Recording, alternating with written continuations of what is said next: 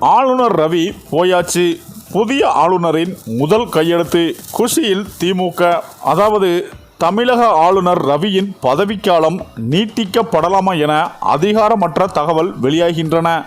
கடந்த 2024ஆம் ஆண்டு செப்டம்பர் மாதம் தமிழக ஆளுநர் ரவி பொறுப்பேற்றார். இதற்கு முன்பு நாகாலாந்து ஆளுநராக இருந்த இவரின் பதவிக்காலம் இன்றுடன் நிறைவடைகிறது.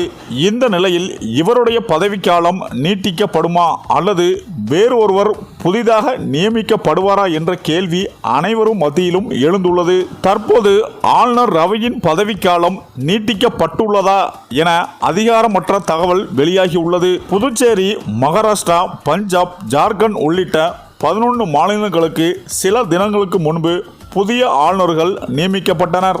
அப்போது தமிழக ஆளுநர் தொடர்பான அறிவிப்பு எதுவும் வெளியாகவில்லை.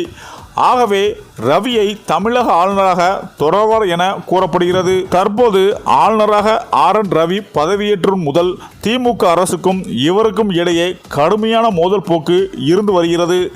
ஆளுநர் ரவி தமிழக அரசின் செயல்பாடுகளை விமர்சிப்பது மட்டுமல்லாமல் திமுகவின் கொள்கையும் விமர்சித்து வருகிறார். இந்த நிலையில்தான் ஆளுநர் ரவி கண்டிப்பாக ராஜினாமா செய்வது தற்போது உறுதியாகியுள்ளது. அவரது பதவிக்காலம் முடிந்து தற்போது புதிய ஆளுநர் தான் தமிழகத்துக்கு வர இருக்கிறார் என்றும், அந்த புதிய ஆளுநர் மகாராஷ்டிரா மாநிலத்தில் ஆளுநராக இருந்து வந்த ரமேஷ் பைஸ் என்பவர்தான் தமிழகத்துக்கு புதிய ஆளுநராக பதவியேற்க உள்ளார் என்று தகவல்கள் வெளியாகி உள்ளன. மேலும் அவர் தமிழகத்துக்கு ஆளுநராக பதவியேற்ற உடனேயே தமிழகத்திற்கு நிதி ஒதுக்கீட்டில் முக்கிய கையெழுத்தையே அவருடைய முதல் கையெழுத்தாக போட இருக்கிறார் என்பது குறிப்பிடத்தக்கது என அரசியல் வட்டாரங்கள் கூறி வருகின்றனர்.